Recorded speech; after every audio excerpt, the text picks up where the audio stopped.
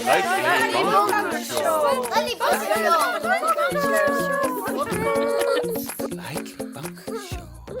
Hello and welcome to another episode of the Slightly Bonkers Show. I am about to paint the gym / my home office / the guest room, and I have already, it's hard to see, placed some stripes here.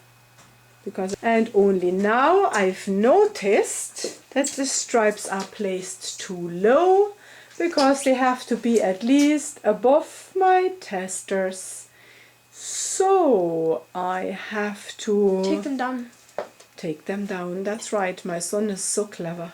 I had a good look around which tape would be the best for these types of stripes, and I found the frog tape. It's not recommended to use masking tape. If you use the masking tape, also in my house, half the plaster comes off. So yeah, better use the frog tape. I got the stripes quite level, nice and straight. For that I'm using a very handy laser level. That's from Bosch. It's a very handy tool. It has a magnet on it, so you can simply put it onto a ladder or somewhere so that you get the perfect level. I'm using usually different types of paint from all sorts of suppliers. This time the perfect shade that I wanted in purple was from B&Q. It's called Mayfair. It's a nice dark rich purple. Looks like beetroot soup. When I chose this paint and I showed it to some members of my family, people were saying, "Are you crazy? This is such a small dark room anyway. Why would you paint it in such a dark color and not something bright?" But you know what? I like it. It's nice and cozy. It gives it a really nice and cozy feel and a relaxing feel as well. So don't be afraid using dark colors. Go with your feeling. If you don't like it in a few years' time, you can always paint over it. And that is the second coat done now. Let's see how that dries. It'll be nice and dark. It'll be getting as dark as the sample I painted a few days back.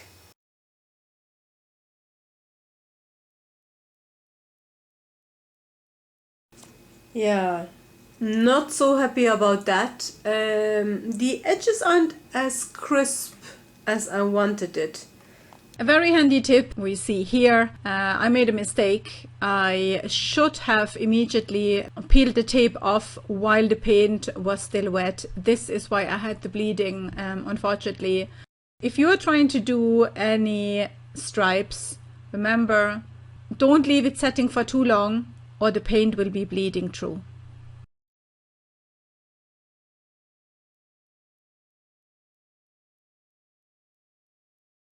And here is the new line. I'm fixing out the mistakes, so the stripes will be a little bit smaller, the gaps between them. I actually might add another stripe to it. There's another smudge I have missed, so it's decided I will make another stripe and cover that up.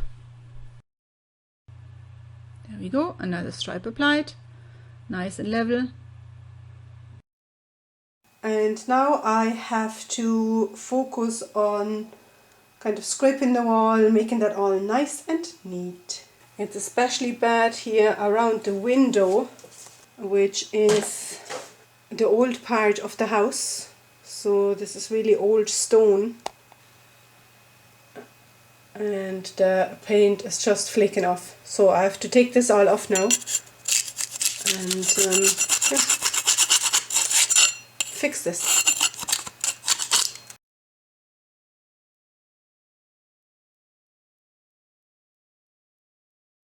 Yeah, this is not so brilliant with the outside wall. This is the outside wall. It's a very old house and it is kind of moist. There is our broadband coming in as well.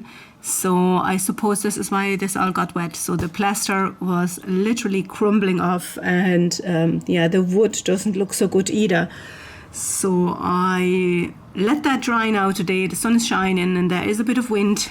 And yeah, and then I fix it and I hope, because it's like a matte dark paint, that purple, I just hope that it's not as visible. Okay, it's a bit dark filming against the window, so you can't see that I have the window all done. That's the first coat though.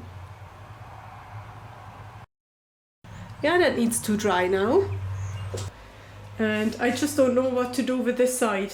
If I will continue with the stripes or will I just do the whole wall as well? Or some sort of a zigzag towards this wall? We'll see.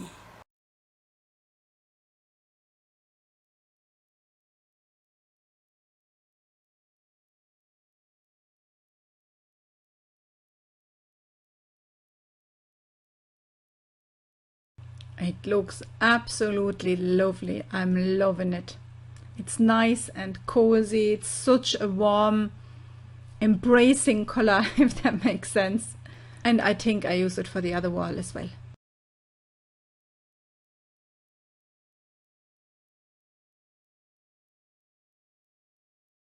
Now, last but not least, the windowsill. Here I have filled that all up, but you can see there is some damage from the moist. I put wood filler in. Now I'm sanding it all down. And don't forget to use an old sock or a microfiber cloth. I'm using an old sock here to get rid of all the dust and have it ready for painting. I'm using Otex Aqua from Ticorila as a primer. And then let's apply the primer, and that needs to dry through then before I can put the white paint on so it matches the actual window frame. And it's a stark contrast to the dark purple. It's lovely. Yeah. Looks already so much better, and that's only the primer. I applied that with a brush.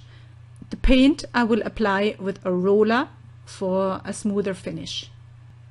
That's Aerobic Aqua as well from Ticorila, and I have here a zebra brush. That's an angled brush, perfect to get into tricky corners like here.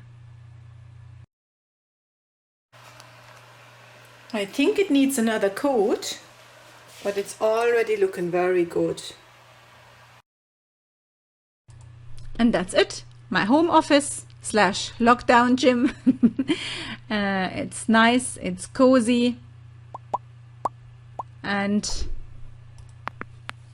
I'm absolutely loving it. So do the kids. They use the little bench for playing on their Switch or just having a chat with me. Don't be afraid of bold colors. Embrace them. Try it out. And you might love it as much as we do.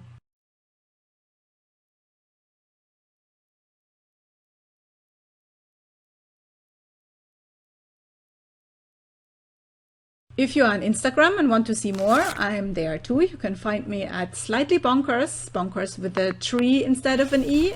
Follow me for my up-to-date projects.